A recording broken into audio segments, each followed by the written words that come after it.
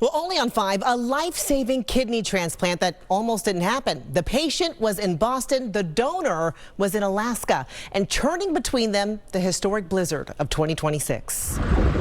I was in the midst of it myself, and I wasn't sure it was going to happen. Colleen Richards is a nurse coordinator for the transplant team at Tufts Medical Center. For months, she had February 25th circled on her calendar.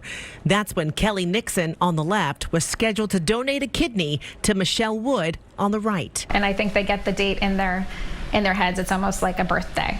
It's a new birthday with their new kidney. Michelle had been living with a genetic condition called polycystic kidney disease, or PKD.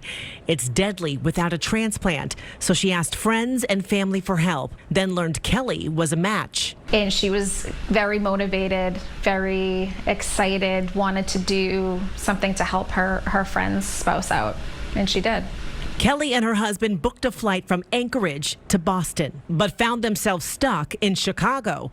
All flights to New England and into the blizzard were canceled. And they opted to rent a four-wheel drive car on Monday morning and started the trek to Boston.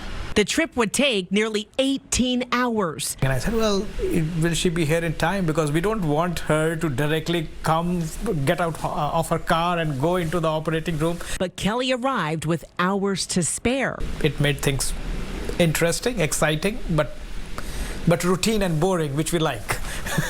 We don't want excitement in surgery. Yeah, well, Dr. Varma says there haven't been any excitements during recovery either, which is a good thing. Right. Both Kelly and Michelle are doing well. They are resting comfortably, and you know what? They're looking forward to spring. We all are.